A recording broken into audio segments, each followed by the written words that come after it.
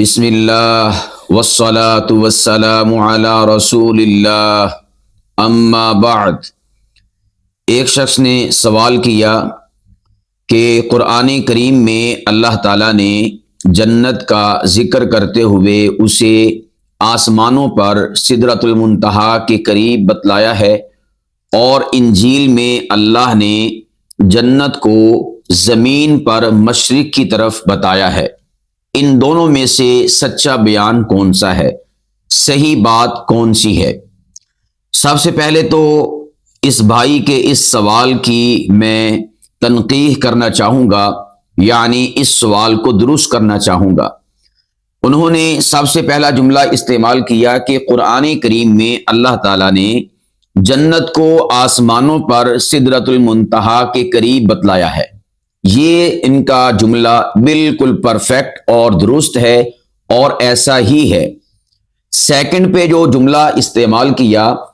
کہ اور انجیل میں خدا نے زمین کے مشرق میں جنت کو بتلایا ہے، تو میں اس جملے کی تنقیح کرتے ہوئے اور اس کی تصحیح کرتے ہوئے عرض کرنا چاہوں گا کہ نمبر ایک، یہ جملہ یا یہ بات انجیل میں نہیں ہے بلکہ بائبل میں ہے۔ جب آپ انجیل کہیں گے تو اس سے مراد عہد نامہ جدید ہے، اس سے مراد نیو ٹیسٹمنٹ ہے، اور اس سے مراد انجیل یا اناجیل اربع ہیں، اور اس سے خارج ہو جاتی ہیں باقی کتب جو کہ بائبل میں موجود ہیں۔ تو انہیں یہاں پر مغالطہ لگا کہ یہ بات شاید انجیل میں ہے، تو انجیل میں نہیں، یہ آپ کے سامنے بائبل ہے۔ یہ پوری کی پوری جو بائبل ہے، اس میں تورات بھی ہے، اس میں زبور بھی ہے، اور اس میں اناجیل بھی ہیں، اس میں دیگر انبیاء علیہ الصلوۃ والسلام کے صحائف بھی موجود ہیں۔ وہ الگ بات ہے کہ وہ کس طرح تضعیف اور تحریف اور اسی طور پر کمی زیادتی کا شکار ہیں، وہ ایک الگ چیپٹر ہے۔ اس وقت جو روئے ارض پر انجیل یا اناجیل، اسی طرح تورات یا دیگر کتابیں موجود ہیں، ان کا مجموعہ یہ بائبل ہے۔ تو انجیل اور ہے، بائبل اور ہے۔ بائبل میں انجیل ہے، لیکن انجیل کے اندر دیگر انبیاء علیہ الصلوۃ والسلام کے صحیفے نہیں ہیں۔ تو یہ جو سوال اٹھایا گیا کہ انجیل میں خدا نے جو جنت ہے اس کو زمین کی مشرق کی طرف بیان کیا ہے، تو اس بات کی وضاحت اور صراحت کیے دیتا ہوں کہ اس کا ذکر بائبل کی جو پہلی 5 کتابیں ہیں جن کو تورات کہا جاتا ہے، ان میں سے جو سب سے پہلی کتاب ہے جس کو تکوین یعنی پیدائش کہا جاتا ہے، اس کا باب نمبر 2 ہے اور اس کا فقرہ نمبر 8 ہے۔ اس میں اس بات کا ذکر موجود ہے۔ تو اس کا مطلب یہ ہوا کہ انجیل کی بجائے اس کا ذکر بائبل میں ہے، اور بائبل کی پہلی کتاب جسے تکوین اور پیدائش کہا جاتا ہے، اور اس کا باب نمبر 2 اور اس کا فقرہ نمبر 8 ہے، اس میں اس بات کا ذکر موجود ہے۔ چنانچہ لکھا ہے، اور خداوند خدا نے مشرق کی طرف عدن میں ایک باغ لگایا۔ اب دیکھیں، خداوند خدا نے مشرق کی طرف ایک باغ لگایا۔ اب یہاں پر جس جنت کا ذکر اور تعارف اور تذکرہ بائبل کرواتی ہے، اس کا وجود زمین پر پایا جا رہا ہے، نہ کہ آسمانوں میں۔ تو یہاں پر سب سے پہلے تو میں نے اس سوال کی آپ احباب کے سامنے تنقیح کر دی کہ اس کا ذکر بائبل کی پہلی کتاب تکوین کے اندر موجود ہے۔ اب اس کے بعد اگلا سٹیپ ہے کہ جو انہوں نے سوال اٹھایا کہ اب قرآن کا بیان درست ہے یا پھر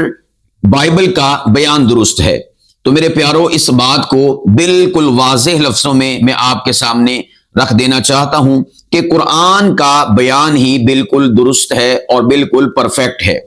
نمبر 1، قرآن پاک میں اس کا جو ذکر ہے کہ اللہ کی جو جنت ہے وہ سدرۃ المنتہا کے پاس آسمانوں پر ہے، اس کا ذکر قرآن پاک میں موجود ہے، اور یہی بات اور یہی بیان بالکل درست ہے۔ اس لیے کہ جو بائبل ہے یا بائبل کی دیگر اس میں موجود کتابیں ہیں، یہ ساری کی ساری تحریف اور تضعیف کا شکار ہیں، رد و بدل کا شکار ہیں، یحرفون الکلم عن مواضعہ کا مستاق ہیں، اور اس پر جا بجا ہمارے پاس حوالے نہیں، حوالہ جات ہیں، یعنی ایک انبار ہے اس کی تحریفات کا، تضعیفات کا، اس کی تبدیلیوں کا، اس کے رد و بدل کا۔ اور میں آپ احباب کے سامنے اس بات کو علی وجہ البصیرت عرض کرتا ہوں کہ بائبل میں بہت کم مقامات ایسے ہیں کہ جو تحریف اور تضعیف سے بچے ہیں، ورنہ اکثر و بیشتر جگہوں پر تحریف اور تضعیف کا بائبل کو شکار کر دیا گیا ہے۔ اب دیکھیں، سب سے پہلے ہم قرآن پاک کے ان مقامات کو ڈسکس کرتے ہیں کہ جس میں آسمان پر موجود جنت کا ذکر ہے، کہ جنت کا تعلق زمین کے ساتھ نہیں بلکہ جنت کا تعلق آسمانوں کے ساتھ ہے، یعنی وہ آسمانوں پر ہے۔ تو اس کا سب سے پہلا تذکرہ قرآن کریم میں پارہ نمبر 1 سورہ بقرہ سورہ نمبر 2 اور اس کی آیت نمبر 35 ہے۔ چنانچہ اللہ سبحانہ و تعالی آیت مبارکہ 35 میں ارشاد فرماتے ہیں، وَقُلْنَا يَا آدَمُ اسْكُنْ أَنْتَ وَزَوْجُكَ الْجَنَّةَ، فرمایا کہ اور ہم نے کہا اے آدم آپ سکونت اختیار کیجئے اور آپ کی بیوی سکونت اختیار کرے الجنہ، کہاں پر؟ جنت کے اندر۔ اب یہاں پر دیکھیں حضرت آدم علیہ السلام کی سکونت کا اور ان کی بیوی کی سکونت کا ذکر ہے کہ ان کو اللہ پاک کی ذات نے حکم ارشاد فرمایا کہ آپ جنت میں ریسٹ کیجئے، جنت میں رہائش اختیار کیجئے اور جنت میں رہیے۔ اب جنت ہے کہاں پر؟ اس کا ذکر اللہ پاک کی ذات نے قرآن کریم، یہ آپ احباب کے سامنے قرآن کریم ہے، اور قرآن کریم میں اللہ پاک کی ذات نے اس کا ذکر پارہ نمبر 27 اور پارہ نمبر 27 کی سورہ نجم ہے، اور سورہ نجم کی آیت مبارکہ ہے 14 اور 15، اس میں اللہ پاک کی ذات نے اس کا ذکر فرمایا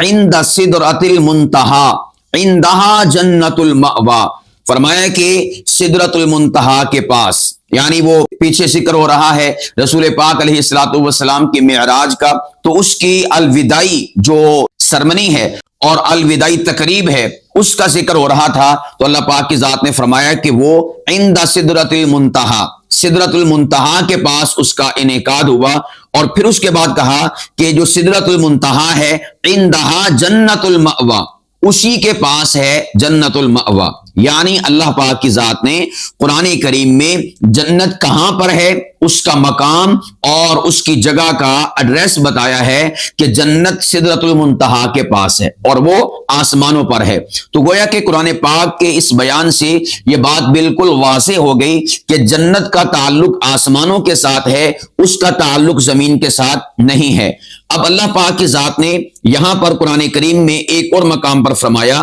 پارہ نمبر 1 سورہ بقرہ سورہ نمبر 2 اور آیت نمبر ہے 38، فرمایا کہ ہم نے آدم علیہ السلام کو کہا اہبطوا منہا جمیعا، کہ تم سب کے سب اب اس جگہ سے نیچے اتر جاؤ۔ یہ جو لفظ ہے اہبطوا، یہ امر کا تیسرا صیغہ ہے، جمع مذکر حاضر کا صیغہ ہے، امر حاضر کی جو بحث ہے اس کا یہ تیسرا صیغہ ہے۔ تو اس میں اللہ پاک کی ذات نے ذکر کیا کہ ہم نے ان سے کہا کہ آپ نیچے اتر جاؤ۔ اب اس آیت مبارکہ میں آپ غور کریں، اللہ پاک کی ذات نے لفظ کیا استعمال فرمایا؟ اہبطوا، فرمایا کہ تم نیچے اتر جاؤ۔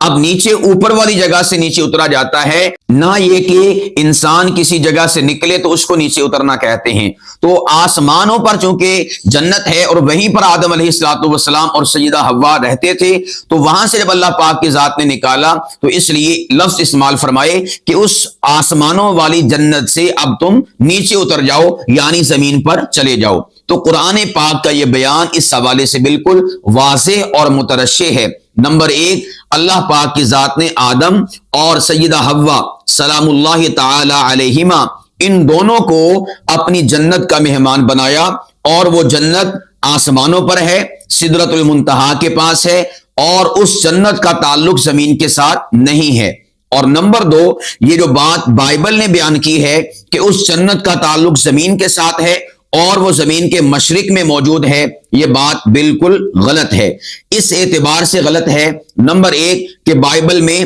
تحریف کی گئی ہے، اور نمبر 2 بائبل پڑھنے والوں اور بائبل کو آن کرنے والوں سے سوال یہ ہے کہ اگر وہ باغ اور وہ جنت زمین پر تھی مشرق میں، تو آپ اس جنت کا وجود ہمیں دکھا دیں۔ ظاہر سی بات ہے کہ وہ جنت زمین پر ہے نا، تو آپ اس جنت کو ہمارے سامنے لائیں کہ وہ جنت کہاں پر ہے۔ آپ گوگل میپ کے ذریعے سے اسے تلاش کر لیں یا آپ کسی بھی طریقے سے اسے تلاش کر کے ہمیں بتائیں کہ یہ جنت جو ہے وہ زمین پر موجود تھی۔ تو میرے پیارو، یہاں پر چونکہ بائبل کی جو باتیں ہیں، بائبل میں موجود چیزیں ہیں، ان کے اندر تحریف اور تضعیف ہوئی ہے، اس لیے یہ بیان قطعاً درست نہیں۔ بائبل میں چونکہ تبدیلی واقع ہوئی ہے، اس میں تحریف اور تضعیف سے اور رد و بدل سے، تغیر و تبدل سے کام لیا گیا ہے، تو اسی کا شاخسانہ یہ والا مقام لگتا ہے کہ جس میں جو جنت ہے اس کو زمین کے مشرق میں بتلایا گیا ہے۔ ہاں، جو اس کے کسٹوڈین ہیں اور بائبل کو آن کرتے ہیں اور اس کی تعبیر اور تشریح کرتے ہیں یا بائبل کی تعلیمات کا پرچار کرتے ہیں، یہ تو ان پر لازم ہے کہ وہ دنیا کے کسی حصے میں زمین پر مشرق میں جو بائبل کی بیان کردہ جنت اور باغ عدن ہے وہ ہمیں آج دکھائیں کہ وہ کہاں پر ہے، اس کی جگہ کون سی ہے، وہ کس کنٹری میں، کس بر اعظم میں، زمین کے کس حصے پر موجود ہے۔ تو ظاہر سی بات ہے کہ وہ نہیں دکھا سکتے۔ تو اس سے کیا پتا چلا؟ بائبل کی یہ بات غلط ہے، اور اس سے مراد یہ بھی نہیں کہ الیاذ باللہ کوئی یہ کہے کہ جی قرآن پاک میں خدا جنت کی جگہ اور بتاتا ہے اور بائبل میں خدا جنت کی جگہ اور بتاتا ہے، یعنی خدا کی بات میں اور خدا کے کلام میں کسی قسم کا تضاد نہیں۔ اب یہاں پر آپ دیکھیں، جس شخص نے یہ نقطہ اٹھایا اور سوال اٹھایا اور اعتراض کیا ہے، وہ یوں بات سمجھانا چاہتا ہے کہ خدا کا کلام بائبل بھی ہے اور خدا کا کلام قرآن بھی ہے۔ اب دو خدا کے کلام ہیں، ایک کلام میں خدا جو جنت ہے اس کو آسمانوں پر بتاتا ہے، اور دوسرے اپنے کلام میں اور دوسری اپنی کتاب میں خدا جنت کو زمین کے مشرقی حصے میں بتاتا ہے۔ گویا کہ وہ کہنا یہ چاہتا ہے کہ خدا کے کلام میں تضاد ہے، وہ یہ کہنا چاہتا ہے کہ خدا کے کلام میں تضاد ہے۔ ایک طرف خدا اور بات کرتا ہے اور دوسری طرف اپنی ہی کتاب، اپنے ہی کلام میں خدا بات اور کرتا ہے۔ تو میں اس بھائی کے اس کنفیوژن کو ختم کرنا چاہتا ہوں کہ میرے بھائی، آپ کو مغالطہ لگا ہے، اور مغالطہ اس بات پر لگا ہے اور اس بنا پر لگا ہے کہ آپ نے دونوں کو خدا کا کلام سمجھا، دونوں کو خدا کی کتاب سمجھا۔ یاد رکھیے گا، یہ خدا کا کلام ہے، یہ خدا کی باتیں ہیں، یہ خدا کے الفاظ ہیں، یہ ہیں خدائی کلام اور خدائی کتاب، جس کا ایک ایک لفظ اور اس کی ایک ایک آیت مبارکہ بالکل پرفیکٹ ہے، درست ہے، اس میں کسی قسم کا تغیر و تبدل نہیں، اس میں کسی قسم کی ویکنس اور کمزوری نہیں، بلکہ اس کی صفت ہے لا ریب فی، کہ اس کتاب میں ذرا برابر بھی کسی قسم کا کوئی شک و شبہ موجود نہیں ہے۔ اور یہی وہ کتاب ہے، یہی خدا کا وہ کلام ہے کہ لا یأتیہ الباطل من بین یدیہ ولا من خلفہ، نہ باطل اس کے آگے سے آ سکتا ہے اور نہ باطل اس کے پیچھے سے آ سکتا ہے، یعنی باطل اس میں کسی بھی طریق سے داخل نہیں ہو سکتا، انجیکٹ نہیں ہو سکتا۔ اس لیے کہ قرآن کریم میں اللہ پاک فرماتے ہیں، پارہ نمبر 14 سورۃ الحجر، سورہ نمبر 15 رکوع نمبر 1 اور آیت نمبر 9 میں اللہ پاک فرماتے ہیں، انا نحن نزلنا الذکر وانا لہ لحافظون، کہ ہم ہی نے اس قرآن پاک کو نازل فرمایا اور ہم ہی اس کی حفاظت فرمانے والے ہیں۔ تو اس پر خدائی پہرا ہے، اس پر خدائی حفاظت ہے۔ اس کی الحمد کی الف سے لے کر والناس کی سین تک تمام کا تمام کلام یہ محفوظ ہے، مأمون ہے، ہر قسم کی غلطی سے، ہر قسم کے تغیر و تبدل سے، ہر قسم کی تحریف سے، ہر قسم کی تضعیف سے، ہر قسم کی تبدیلی سے یہ قرآن اور خدا کا کلام اور خدا کی کتاب یہ بالکل محفوظ ہے۔ اور اس کے برعکس یہ جو کتاب ہے جسے بائبل کہا جاتا ہے،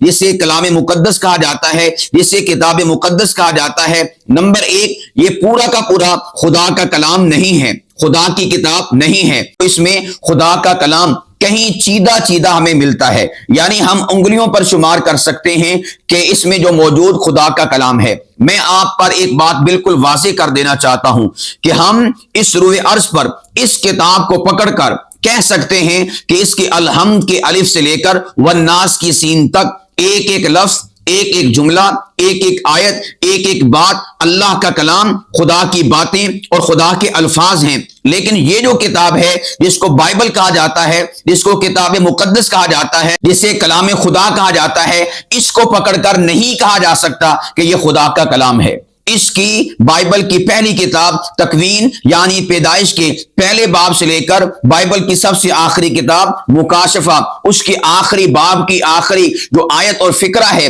اس کو ہم نہیں کہہ سکتے کہ یہ خدا کا کلام ہے۔ کیوں؟ اس میں 20 قسم کے تضادات موجود ہیں، اس میں 20 قسم کے تغیرات و تبدلات موجود ہیں، اس میں 20 قسم کی تحریفات اور تضعیفات موجود ہیں، اس میں 20 قسم کے نقص اور عیب موجود ہیں، تاریخی اعتبار سے، عددی اعتبار سے، ریاضی کے اعتبار سے، اور اسی طور پر سائنسی اعتبار سے، میڈیکلی اعتبار سے، اور آپ جس بھی زاویے سے اسے جانچنا چاہیں، پرکھنا چاہیں، آپ کو 20 آپ کو اس میں غلطیاں ملیں گی، لیکن غلطیوں سے اگر مبرہ کوئی کلام ہے تو وہ خدا کا کلام قرآن مجید ہے۔ تو آپ اس کو مت سمجھیے کہ خدا نے اس میں اور جگہ پر جنت کو بتایا اور خدا نے اس میں اور جگہ پر جنت کو بتایا۔ اس میں تحریفات اور تضعیفات یا تبدیلیوں کا شاخسانہ وہ انسانوں کا ہے، اس میں خدا کو کوئی عمل دخل نہیں ہے۔ اگر آپ بالکل پرفیکٹ اور بالکل صحیح اور درست باتوں تک پہنچنا چاہتے ہیں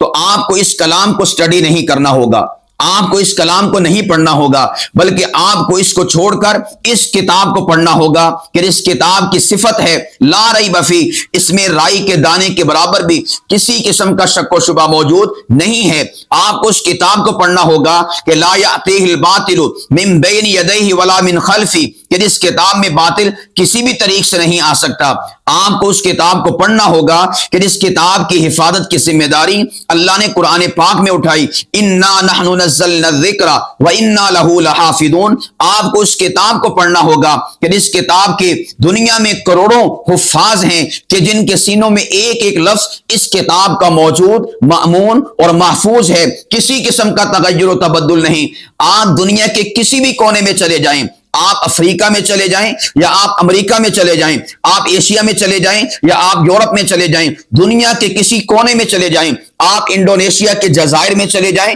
یا امریکہ کی ریاستوں میں چلے جائیں یا افریقہ کے جنگلات میں چلے جائیں یا آپ کسی بھی ملک کے صحرا میں چلے جائیں، اگر آپ قرآن پاک کو طلب کریں گے تو قرآن آپ کو ہر جگہ پر وہی ملے گا جو انڈونیشیا کے جزائر میں ہے، قرآن آپ کو ساری کی ساری دنیا میں وہی ملے گا جو امریکہ کی ریاستوں میں ہے، قرآن ساری کی ساری دنیا میں آپ کو وہی ملے گا جو عرب کے ریگستانوں اور صحراؤں میں موجود ہے، قرآن پاک آپ کو وہی ملے گا جو آپ کو مکہ اور مدینہ میں نظر آئے گا۔ پوری کی پوری دنیا میں ایک ہی قرآن پاک کا ورژن ہے، قرآن پاک کا ایک ہی ٹیکسٹ ہے، قرآن پاک کا ایک ہی متن ہے، اس میں آپ کو کسی قسم کا تغیر، کسی قسم کا تبدل اور کسی قسم کی آپ اس میں ویکنس اور کمزوری اور اس میں تبدیلی آپ کو اور تضاد آپ کو ہرگز نہیں دکھائی دے گا۔ لیکن آپ جب اس کے برعکس بائبل کا مطالعہ کرتے ہیں، بائبل آپ کھول کر دیکھتے ہیں، آپ کسی علاقے میں چلے جائیں اس کی بائبل اور ہے، آپ کسی اور بستی میں چلے جائیں ان کی بائبل اور ہے، آپ کو 20 قسم کے تضادات دکھائی دیں گے۔ بلکہ میں آپ کو مزے کی بات بتاؤں،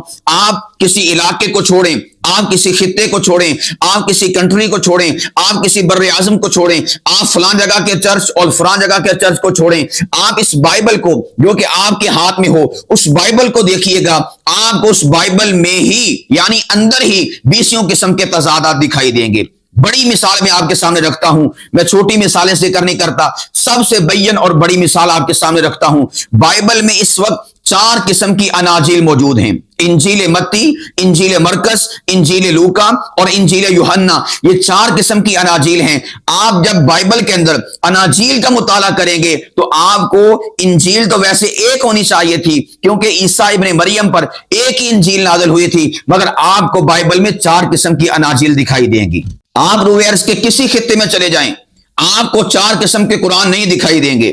آپ کو ہر جگہ پر ایک قرآن پاک دکھائی دے گا، لیکن آپ بائبلیں تو مختلف ہیں، ریجنز کے اعتبار سے، ایریاز کے اعتبار سے، علاقوں کے اعتبار سے، چرچز کے اعتبار سے، اور اسی طور پر جو عیسائی اور مسیحی اور کرسچنز مختلف قسم کے ان میں سکول آف تھاٹس ہیں اور ان میں مختلف قسم کے مسالک ہیں، مختلف قسم کی جماعتیں، سوچیں اور نظریے ہیں، آپ ان کی اگر بائبل کو دیکھیں گے آپ کو مختلف دکھائی دے گی۔ یہ تو ایک اظہر من الشمس حقیقت ہے، میں نے اس حقیقت سے بھی آپ کو اور زیادہ حقیقت کے قریب کرنا چاہا کہ اگر آپ کسی بھی علاقے کی بائبل کو اٹھائیں گے تو بائبل کے اندر آپ کو سب سے بڑا تضاد تو یہیں پر دکھائی دے گا کہ بائبل کے اندر ایک انجیل نہیں ہے بلکہ بائبل کے اندر 4 اناجیل موجود ہیں۔ یہ 4 اناجیل کا موجود ہونا گویا چیخ چیخ کر بتاتا ہے کہ بائبل میں تحریف ہو چکی ہے، بائبل میں تبدیلی واقع ہو چکی ہے، بائبل کو بدل دیا گیا ہے۔ یحرفون الکلم عن مواضعہ، قرآن نے کہا کہ آسمانی کتابوں میں تبدیلی واقع ہو چکی ہے۔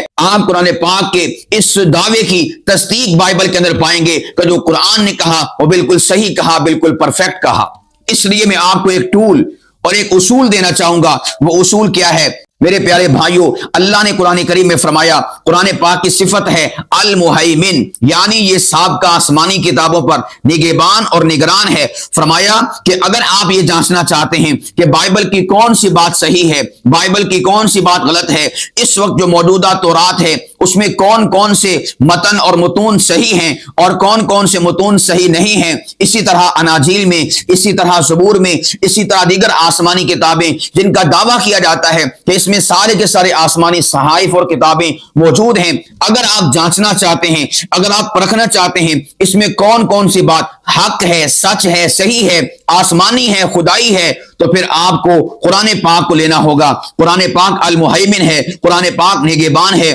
قرآن پاک محافظ ہے۔ قرآن پاک کے مطابق جو بائبل کی، تورات کی، زبور کی، اناجیل کی باتیں یا دیگر انبیاء کے صحائف کی باتیں قرآن پاک کے مطابق دکھائی دیں تو آپ سمجھ جائیے کہ وہ باتیں حقیقت پر مبنی ہیں، وہ باتیں بالکل ٹھیک ہیں۔ اور وہ باتیں کہ جو آپ کو قرآن پاک کے مخالف، قرآن پاک سے متصادم، قرآن پاک سے ٹکراتی ہوئی دکھائی دیں تو آپ بالکل پورے وثوق کے ساتھ کہتے ہیں بائبل کا یہ بیان اور بائبل کی یہ بات بالکل غلط ہے، اور جو قرآن پاک نے کہا وہ بالکل ٹھیک اور وہ بالکل درست ہے۔ تو آپ احباب جو ہیں یہ سمجھتے ہیں کہ شاید یہ بھی خدا کا کلام ہے اور یہ بھی خدا کا کلام ہے، قرآن بھی خدا کا کلام ہے اور بائبل بھی خدا کا کلام ہے۔ میرے پیارو، اس حوالے سے میں آپ کے سامنے ایک جملہ عرض کر دیتا ہوں۔ وہ جملہ بائبل کی صحیح حقیقت کو آشکارا کرتا ہے، اور وہ جملہ کیا ہے کہ بائبل کلام الہی نہیں ہے مگر اس میں کلام الہی ہے۔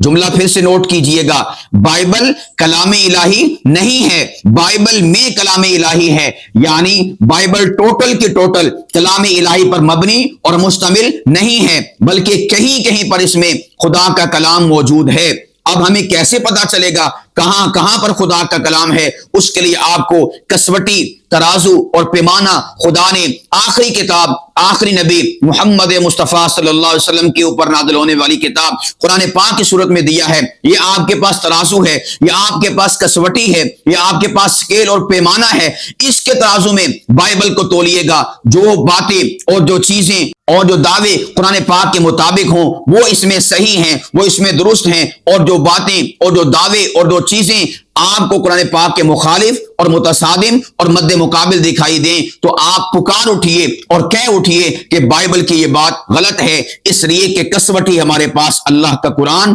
اللہ کی آخری کتاب محمد مصطفیٰ کے قلب اطہر پر نازل ہونے والی کتاب قرآن مجید ہے۔ تو میرے پیارو، آپ اپنے ذہن کو وساوس کا شکار نہ کریں، آپ اپنے ذہن کو کسی بھی قسم کے نفسانی اور شیطانی خیالات کی آماجگاہ نہ بنائیں اور دونوں کو خدا کا کلام نہ سمجھیں۔ میرے بھائیوں، آپ کو مغالطہ وہاں پر جا کر لگا کہ جب آپ نے بائبل کو بھی خدا کا کلام سمجھا اور قرآن پاک کو بھی خدا کا کلام سمجھا، حالانکہ قرآن ٹوٹل کا ٹوٹل خدا کا کلام ہے اور بائبل کل کا کل خدا کا کلام نہیں، بلکہ اس میں بہت کم مقامات ایسے ہیں جو خدا کے کلام پر مشتمل ہیں۔ تو اب جب آپ کو یہ بات بالکل واضح ہو گئی دلائل اور براہین کے ساتھ، تو پھر آپ کا یہ جو سوال ہے کہ قرآن پاک میں اللہ کہتا ہے کہ جنت آسمانوں میں سدرۃ المنتہا کے پاس ہے، اور انجیل میں یعنی بائبل میں خدا جنت کو زمین کے مشرق میں بتلاتا ہے، تو اب آپ پر واضح ہو جانا چاہیے کہ آپ کا جو سوال تھا، آپ کا جو اعتراض تھا، اس کا جواب آپ کے اوپر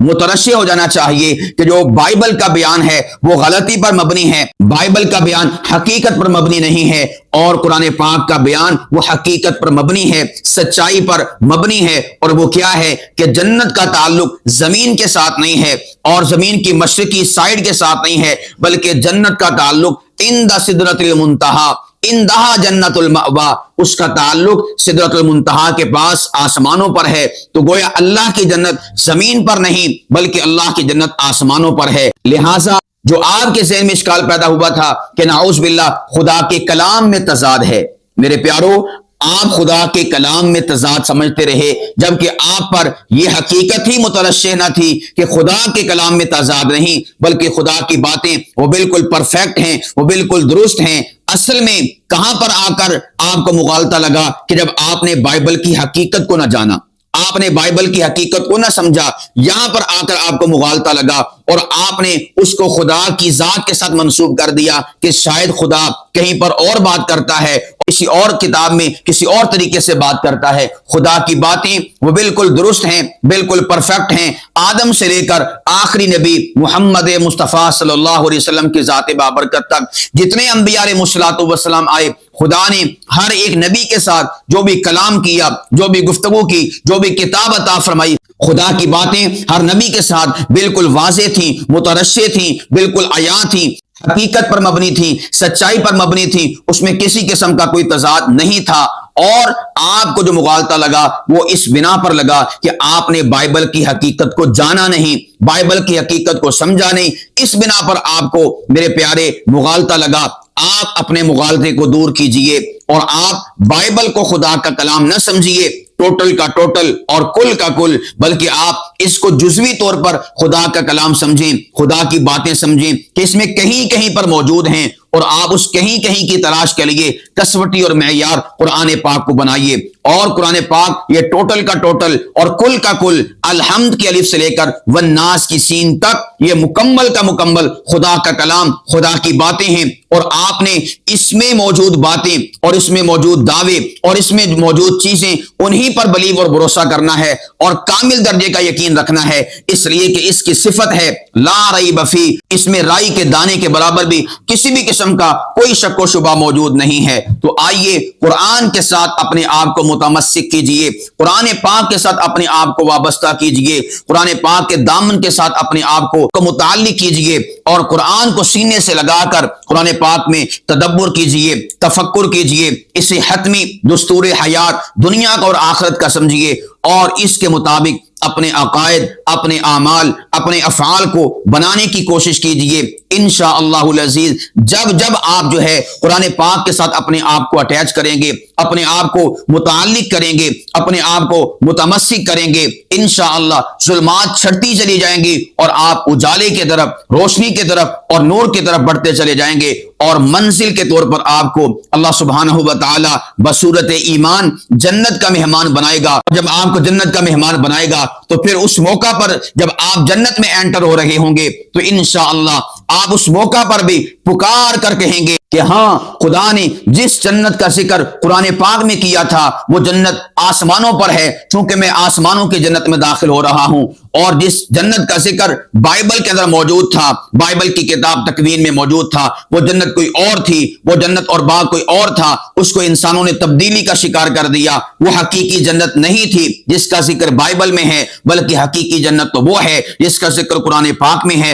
اور جس جنت میں اللہ سبحانہ و تعالی مجھے قرآن پر ایمان لانے کی صورت میں آج داخل کر رہا ہے، آپ داخلے کے وقت بھی اس منظر کو بھی دیکھ رہے ہوں گے اور قرآن پاک کی صداقت کے اوپر بھی عش عش کر رہے ہوں گے کہ قرآن پاک نے جو کہا وہ سچ کہا، وہ حقیقت کہا، وہ صحیح کہا، وہ بالکل پرفیکٹ کہا، جو جیسے تھا ویسے کہا، اس لیے کہ قرآن ہی خداوند قدوس کا ہر قسم کی غلطی سے، ہر قسم کے عیب سے، ہر قسم کی کمی اور کجی سے پاک اور منزہ اور مبرہ کلام اور کتاب ہے۔ لہذا اس کے اوپر آپ اپنا ایمان لائیے، آپ اس کے اوپر اپنے آپ کو رکھیے، انشاءاللہ العزیز دنیا آخرت کی کامیابیاں، کامرانیاں اور سرخرویاں آپ کا مقدر ٹھہریں گی۔ اب جس کے جی میں آئے وہی پائے روشنی، میں نے تو دیا جلا کر سر عام رکھ دیا ہے۔